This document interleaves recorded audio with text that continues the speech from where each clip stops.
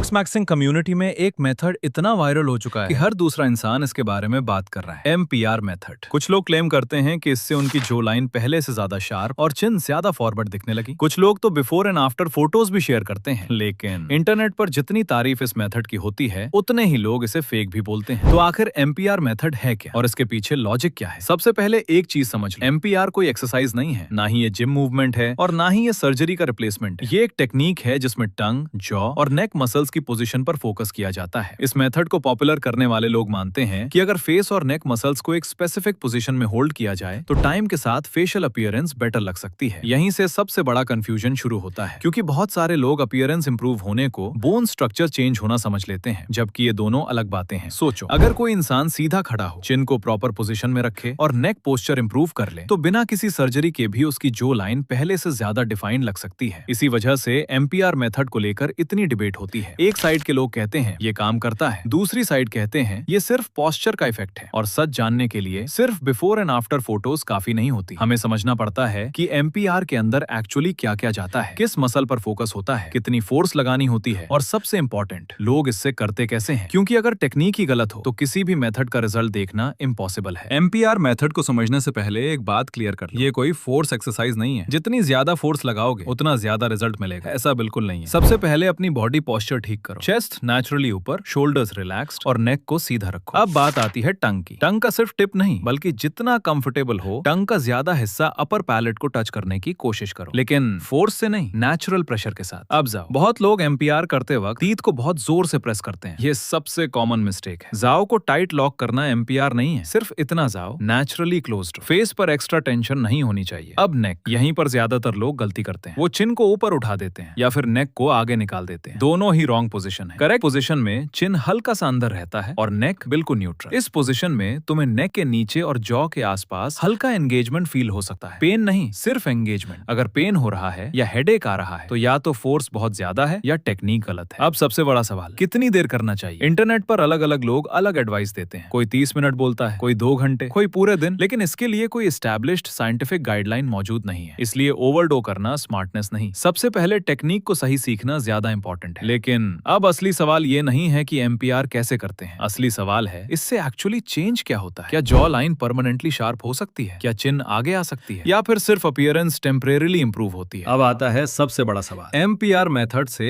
Actually change क्या होता है? सबसे पहले जॉ लाइन की बात करते हैं। इंटरनेट पर बहुत लोग क्लेम करते हैं कि MPR से जॉ लाइन परमानेंटली शार्प हो जाती है, लेकिन अब तक ऐसी कोई स्ट्रॉन्ग साइंटिफिक रिसर्च अवेलेबल नहीं है जो ये प्रूव करे कि सिर्फ MPR करने से जॉ बोन या चिन बोन परमानेंटली ग्रो करने लगती है। लेकिन इसका मतलब ये भी नहीं कि हर रिजल्ट फेक है। क्यों? क्योंकि फेस का अपीयरेंस सिर्फ बोन से डिसाइड नहीं होता। तुम्हारा पोस्चर, नेक पोजीशन, टंग प्लेसमेंट, बॉडी फैट परसेंटेज और मसल एंगेजमेंट भी बहुत बड़ा रोल प्ले करते हैं। इसीलिए जब कोई इंसान अपनी नेक अलाइनमेंट इंप्रूव करता है, चिन को बेटर पोजीशन में रखता है और फेस को नेचुरली सपोर्ट करता है, तो जॉ लाइन ज्यादा क्लीन और डिफाइंड लग सकती है। लेकिन डिफाइन लगना और बोन चेंज होना दोनों अलग चीजें हैं। अब बात करते हैं चिन प्रोजेक्शन की। बहुत लोग कहते हैं कि MPR से चिन आगे आ जाती है, लेकिन इसके सपोर्ट में भी स्ट्रॉन्ग साइंटिफिक एविडेंस मौजूद नहीं है। हाँ, अगर पहले हेड पोस्चर बहुत खराब था तो उसे इंप्रूव करने पर चिन कैमरा में ज्यादा प्रोजेक्टेड दिख सकती है, और इसी वजह से बिफोर और आफ्टर फोटोज देखकर लोग कंफ्यूज हो जाते हैं। एक फोटो में हेड फॉरवर्ड, दूसरी फोटो में नेक स्ट्रेट, एक में लाइट ऊपर से, दूसरी में साइड से, और फिर लगता है जैसे पूरी जॉ लाइन चेंज हो गई हो। इसीलिए सिर्फ फोटोज देखकर किसी भी मेथड को जज मत करो। अब फाइनल वर्डिक्ट, अगर तुम MPR मेथड ट्राई करना चाहते हो तो रियलिस्टिक एक्सपेक्टेशंस के साथ करो। इससे अपनी पोस्चर अवेयरनेस, टंग पोजीशनिंग और फेशियल कंट्रोल इंप्रूव हो सकता है। लेकिन अगर एक्सपेक्टेशन ये है कि कुछ हफ्तों में जॉ बोन ग्रो हो जाएगी या चिन परमानेंटली बाहर आ जाएगी, तो अभी तक साइंस इस क्लेम को सपोर्ट नहीं करती। लुक्स मैक्सिंग में कोई भी मेथड मैजिक नहीं होता। सबसे बड़ा डिफरेंस तब आता है जब body fat, posture, skin care, fitness और स्टाइलिंग